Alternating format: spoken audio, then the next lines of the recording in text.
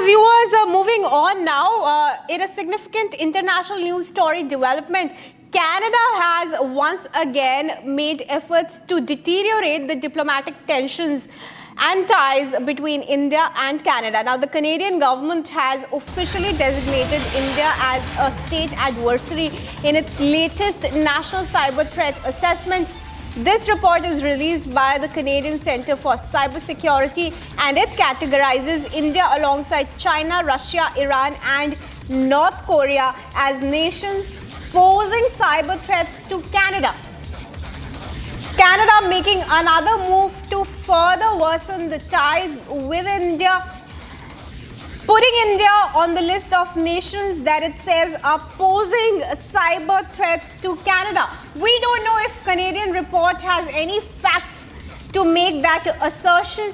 Just like the last time when Trudeau government leveled allegations on India over the killing of Niger, the Khalistani terrorist, but then came out to say that there were no hard facts to substantiate that claim. Now Canada releasing another report and naming India as a cyber threat nation to Canada, a nation that poses cyber threats to Canada. The report, in fact, is warning that escalating tensions between Canada and India are likely to fuel cyber threats further. And it states that country that aspires to become new center of power within the global system, such as India, are building cyber programs that prevent varying levels of threat to Canada. Let's go across to Bhavna Dahiya, foreign expert joining us live this afternoon. A very good afternoon to you, Bhavna Dahiya.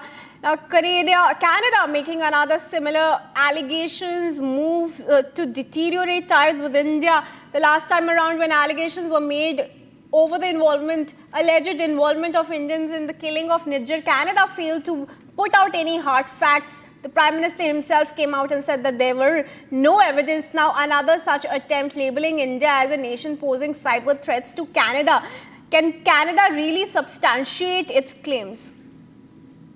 Hello, good afternoon. First of all, thank you for having me. Now, you see, this is a pattern, right? This comes after that recent intelligence leak news, which was again backed up with, no hard claims. And again, India categorically rejects this unwarranted classification. Our cyber capabilities, you see, they're very defensive, they're very transparent, and they're aligned with international norms. So again, in this scenario, we invite Canadian authorities to engage in constructive dialogue rather than resort to just unfounded allegations. Canada's inclusion of India in their cyber threat assessment alongside nations like China, like North Korea and Russia, Iran, it's quite frankly both perplexing and problematic as well.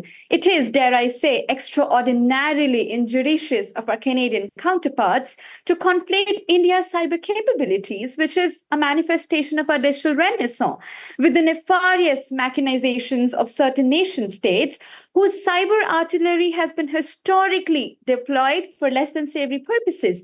This categorization is not merely misleading, it is monumentally myopic. While Canada perceives shadows where there are merely reflections of progress, India stands ready to engage in a dialogue that transcends accusation and denial. Our cyber capabilities are not weapons of war. Of course, they're instruments of protection, much like our ancient concept of kavach. It's a shield, not a sword, right? India's cyber infrastructure is a testament to our commitment to digital democracy. From, let's say, our quantum computing initiatives, we have blockchain-based governance systems. We have the technological sophistication, and it is balanced with ethical responsibility. I must also emphasize that while Canada's assessment is deemed fortunate, it presents an opportunity for India to demonstrate our cyber maturity. First, also, I think it's also very important to observe this timing pattern because we've been labeled alongside China, North Korea, Iran, and Russia.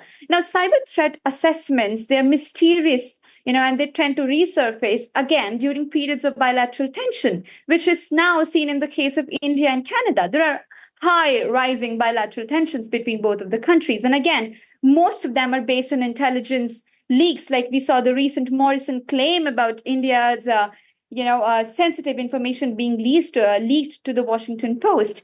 Now, again, it was similarly seen during the peak of US-China tensions. We saw the similar classifications, again, during Russia and West confrontations. Again, cyber allegations peaked. Now, I think, again, during India and Canada's diplomatic strain, we see a very, very similar classification. Now, this isn't a coincidence. This is a very calculated correlation. This also comes amidst highly, highly already strained bilateral relations. But I think most fascinating is that while political temperatures here are rising on the front of intelligence, our economic engagement totally tells a different story. This is the most peculiar diplomatic development where Canada, in what appears to be a moment of remarkable mischaracterization, has chosen to place India, the world's largest democracy, in the same bracket as those other countries. This irony cannot be missed. Here stands India, which powers the digital transformation of a third of humanity, being equated with nations whose cyber footprints are what, shall we say, less benevolent? Right. The trajectory of India-Canada relations is itself very interesting at the moment. It's not clear. But of course, it's not a moment of crisis, but I think it's a moment of recalibration. Well, absolutely, Bhavna Dahiya, thanks for joining us and speaking to us here on Republic. Appreciate you giving us your time. Viewers,